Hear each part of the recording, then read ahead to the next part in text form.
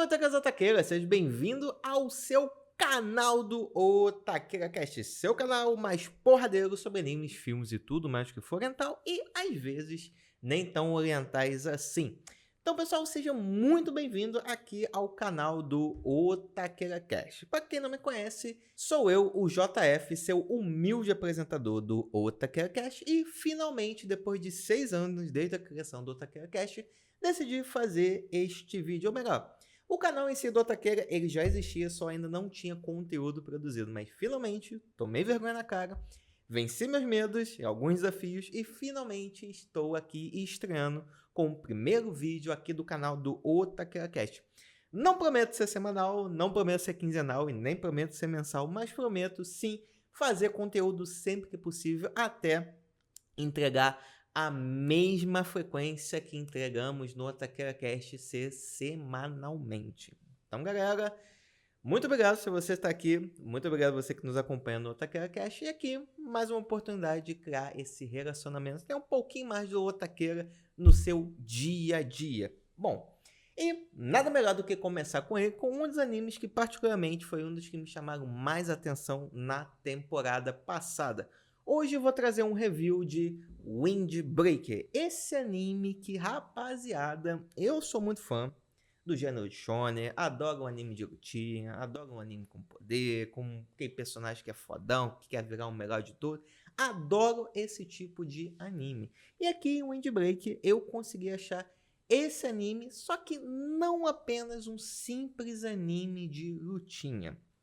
Bom, então vem comigo. Eu vou falar um pouquinho mais sobre o Windbreaker e as minhas impressões da sua primeira temporada. Bom, para começar, sobre o que se trata o Windbreaker? Basicamente, a gente acompanha a história do Haruka Sakura, um garoto que desde os primeiros segundos de anime a gente já viu que é um garoto que passou por muita coisa na sua infância devido à sua aparência peculiar. Porque o Haruka Sakura, ele tem uma aparência bem diferente do normal. Começando pelos seus cabelos, que um lado é preto e o outro lado é branco, e ele também possui cores de olhos diferentes. Então, por causa disso, ele sofreu muito bullying, muita perseguição por causa da sua aparência, e a forma que ele encontrou de se proteger é conseguir quebrar, dar uns socos na boca de um, quebrar um osso aqui, fazer um dente voar por lá, e ele acabou desenvolvendo essa característica de querer se tornar o melhor, se tornar o mais forte. Então, com esse objetivo em mente, a partir de quando ele entra no ensino médio, ele decide se mudar para o colégio Furin, que, pelo que os boatos dizem, a lenda e a fama do Furin é muito grande, lá dito, onde os melhores lutadores da região se vão para o Furin, né? Então ele vai com esse objetivo de chegar, conhecer, chegar com o pé na porta, bater em todo mundo e se tornar o mais forte de todos. Mas, quando ele conhece o Furin e seus estudantes, inclusive o seu líder, já vou chegar no líder do Furin, ele se depara com um desafio muito maior do que ele estava esperando, né? Porque o Furin, ele não só tem pessoas fortes, mas diferente de outras gangues, né, estudantis, eles não estão se preocupados única e exclusivamente em sair brigando por ali, dominar territórios e tentar se tornar o mais forte. Na verdade, o objetivo deles é proteger a região. Por causa disso, a região onde o colégio se encontra era tomado por gangues, muita violência, o poder público não fazia nada por isso, até que em um determinado momento o colégio Furin decide, não, vamos acabar com isso, já que ninguém protege, nós vamos proteger a nossa região, os moradores dessa região e todo mundo que mora ali. E com isso forma-se o Bofurin, que nada mais é do que o escudo daquela região. E quando Sakura se depara com os primeiros estudantes do Bofurin, ele vê o quão diferentes eles são. Sejam pela essa proteção, eles não são qualquer barderneiros, eles não estão preocupados em sair lutando por aí, muito pelo contrário, eles estão mais preocupados em ajudar a senhorinha a atravessar a rua, a buscar um gato, a proteger as pessoas, do que propriamente arrumar briga com outras gangues da região. Então isso já é um grande choque para o Sakura a partir disso. Só que aí vai um dos pontos que eu mais gostei do Windbreaker, que o maior desafio do Sakura não é enfrentar alguém mais forte do que ele. Não é derrotar alguém mais forte do que ele. Por mais que o Sakura, ele, nessa primeira temporada, ele vai ter chance de encontrar pessoas bem mais fortes do que ele e lutar com essas pessoas, O maior desafio do Sakura não é derrotar os seus oponentes, mas basicamente derrotar as suas próprias crenças, que ele cresceu com isso e foi desenvolvendo por causa de toda a pressão e toda a humilhação, todo o bullying que ele recebeu quando era uma criança devido à sua aparência, né? Então, dentro do Sakura, a gente vê que é um personagem que, por mais que ele tente evitar a aproximação, que ele lute contra se relacionar, criar amigos e tal, você também vê que ele é um personagem extremamente carente, que ele precisa, na verdade, o que ele queria é buscar pessoas.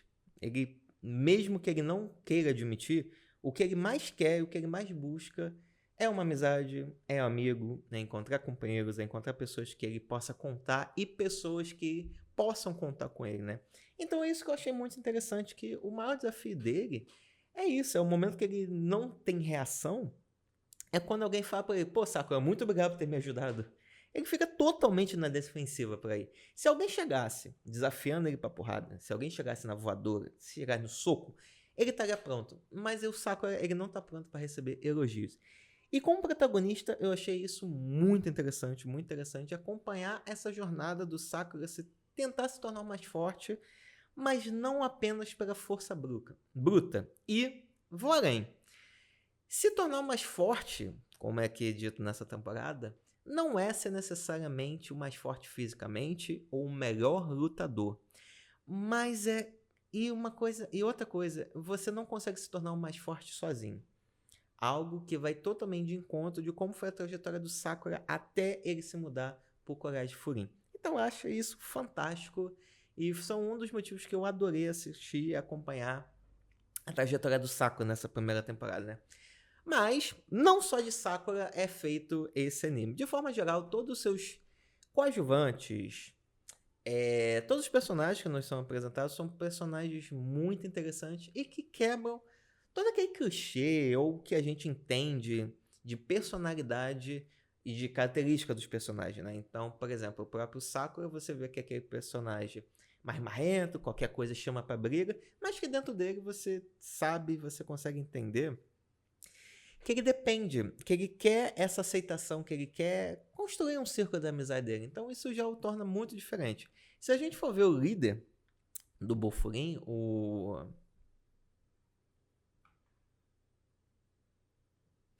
Se a gente for ver o líder do Bofurin, o Memiya, ele é outro personagem que também quebra vários clichês do que você está acostumado. Porque se você vê um personagem que é o líder do mais forte, você pensa que ele vai ter uma personalidade imponente, que ele vai ser ameaçador, talvez, vai ser uma pessoa que só de passar na sua frente você vai falar, opa, com esse cara eu não vou mexer. E não, é assim que a gente é apresentado, a gente vê que ele várias vezes é bobão, ele tá mais do que preocupado em arranjar briga, ele tá mais preocupado em cuidar da sua hortinha e de que todo mundo saiba de quão bonita a sua hortinha tá ficando bonita, mas ao mesmo tempo ele é uma personalidade que ele tem um carisma e um poder quase que nato de atrair pessoas ao redor dele, né? Ele é um personagem que eu quero conhecer mais do seu passado. E qual foi o momento que ele decidiu se tornar o líder do Bofurin? Ou qual foi o momento que as pessoas ao redor dele o fizeram o novo líder do Bofurin, né? Aquele que seria o responsável em continuar o legado do Bofurin, né? Isso é uma coisa que eu quero ver, né? E todo aquele grupo que está relacionado diretamente com Sakura é muito interessante de você ver. Muito. Então, os personagens, todos eles, ou melhor, quase todos eles são personagens que me chamaram muita atenção. Mas tem um em particular que eu devo dizer que é difícil, hein? Foi difícil acompanhar ele um pouquinho, porque como eu apelidei ele carinhosamente do Zenitsu do Windbreaker, eu tô falando aqui do Nirei. O Nirei, eu não vou dizer que eu desgostei totalmente dele. E até em alguns momentos eu até prefiro ele ao Zenitsu, porque ele, por mais que ele seja aquele personagem mais alívio cômico, qualquer situação mais difícil, quando ele encontra alguém mais forte ele já começa a se tremer todo, bem parecido com o Zenitsu, ele é menos insuportável que o Zenitsu, entendeu? Ele é menos insuportável. E ele é um personagem interessante porque ele vai ajudar o Sakura em várias situações, e ele já tem ajudado, né? Porque enquanto o Sakura ele tem a força, a habilidade de luta, falta totalmente o Sakura o conhecimento da região, conhecimento das pessoas e de tudo além. Então, quem é essa pessoa que faz essa ponte, né? Começa a apresentar, explicar como as coisas acontecem naquela região, é o próprio Nirei. A parte que eu não gostei do Nirei é assim, tudo bem, você não precisa ser o fodão. Você não precisa ter o mesmo nível de luta do Sakura e dos outros personagens. Você pode fazer esse personagem mais comum, que por ter sido influenciado por uma situação que ele começou a desenvolver essa carisma, ou melhor, essa paixão pelo Bufurin, né, por essa coisa de defender, que eles são quase como se fossem super-heróis, é interessante você ter um personagem comum, mas que ele, ao mesmo tempo que ele não tem tanta força, né, habilidade de luta, mas ele quer fazer a parte dele. Isso é legal, mas eu acho que tá um pouco demais. Eu não queria que o Nirei já fosse um personagem fodão, bom de briga, forte como o Sakura, nem nada disso, né? Mas eu acho que falta nele, né? Se você tá num grupo onde a luta, a força é uma característica importante, então eu acho que você também tem que desenvolver ela, né? E pelo menos nessa primeira temporada, ele ficou muito na asa do Sakura, né? Ele ficou naquele... De todos, ele foi o único que seguiu mais o clichê que é esperado que ele, né? Então, ele é o único pontozinho, assim, negativo que eu botaria nessa temporada, mas, deixando claro, eu acho que ele ainda tem um potencial. Não acredito que ele vá se tornar pegando assim o tempo do ensino médio, 3 ou 4 anos, vai se tornar um rei celestial, você vai se tornar o segundo no comando, o Bofurin, nem nada do gênero. Mas eu acho que ele precisa se desenvolver mais na luta para que ele tenha seus momentos onde ele não dependa da proteção de ninguém, que ele consiga vencer as próprias batalhas por conta própria. Então acho que com isso vai ser outro passo que ele vai dar para conseguir apoiar o próprio Sakura na sua decisão de se tornar o mais forte daquele lugar. Porque como na temporada já nos mostrado, o Sakura já deu um passo importante, ele já se tornou meio que talvez por conta própria, né? Ele não queria muito, mas todo mundo ao redor dele decidiu escolher como capitão de turma. Então, esse primeiro passo da jornada do Sakura, de se tornar o mais forte, já foi dado. Então, eu queria ver o Nirei conseguir apoiar ele, além dessa parte de simplesmente de apresentar, ó, esse é fã de tal, ele é capitão, ele é um rei celestial, ele é o líder dessa gangue, a gangue faz isso. Então, mais do que simplesmente informações, eu também quero ver o momento que ele vai poder brilhar em uma luta, né? Eu acredito que isso vai acontecer e tô aqui no aguardo, né? Outro momento alto que eu posso destacar aqui da temporada, sem dúvida, é o momento que o Bofurin vai lutar contra o Shishigo Toren, uma outra gangue de uma outra parte da região, onde até então eles tinham cor de cavaleiro, né? Existia uma ponte onde desse lado da ponte é o Bofurin, desse lado da ponte é com vocês, a gente não se mete, mas acaba acontecendo uma situação onde os clãs vão ter que combater. E mais importante que tudo, uma aposta é feita entre os líderes dessa gangue. Quem vencer, leva tudo. Ou seja, vai levar o comando da gangue do derrotado, né? E é muito legal de ver, porque é um momento que a gente vê a força de cada um dos membros do Bofurin. Até achei que foi meio que uma lavada, sendo bem sincero. Eu imaginei que algumas lutas fossem ser mais difíceis, mas acho que as principais lutas que ficaram foram a dos líderes, né, do Bofurin e do Xixi Toren, e do próprio Sakura contra o vice-capitão do Xixi Toren, que também é uma luta que foi muito legal de ver e de mostrar a determinação do Sakura e de o Sakura entender que através da luta não é simplesmente uma briga. A luta também pode ser um diálogo. Você também consegue entender os sentimentos da outra pessoa quando você também troca alguns pontapés e alguns supapos, né? E isso é muito legal. E talvez o meu ponto alto dessa parte aqui, dessa luta entre eles, é um momento onde, mais uma vez, tem uma quebra de expectativa, né? Porque quando somos apresentados a outra gangue, a gente vê que é uma gangue totalmente diferente do Bofurin, né? Enquanto o Bofurin tem essa coisa do companheirismo, da lealdade, apoiar uns aos outros, o outro não é o que impera a força. Caso você perca, você não é digno de usar o nosso casaco.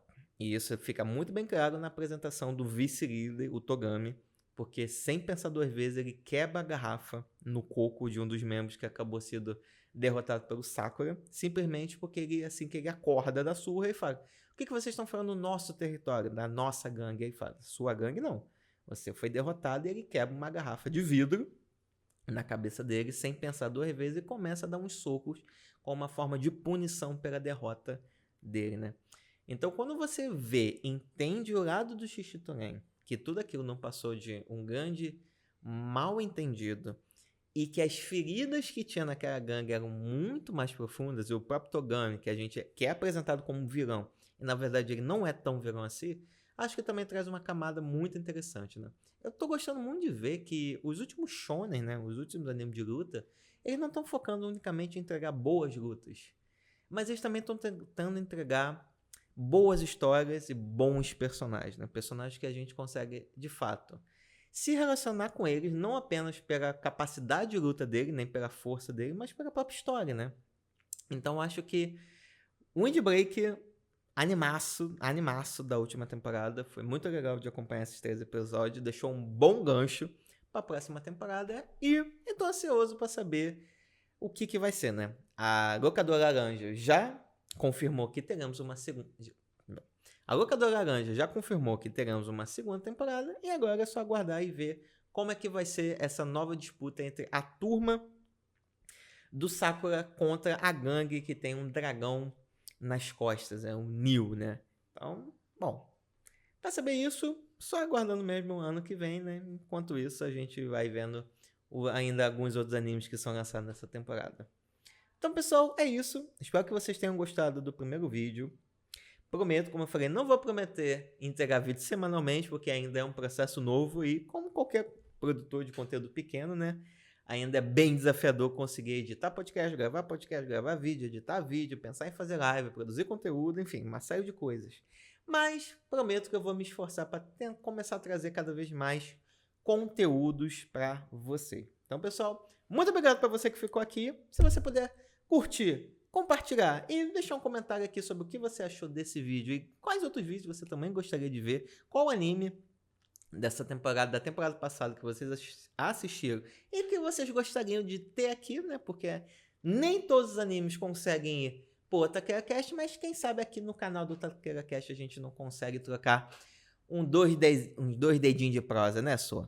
Então, pessoal, é isso. Muito obrigado por tudo. Até o próximo vídeo. Não deixe de ouvir o Taquera Cast. Link aqui na descrição e a gente se vê por aí, seja aqui no canal ou lá no Taquera Cast. Então, pessoal, muito obrigado por tudo. Valeu. Fui.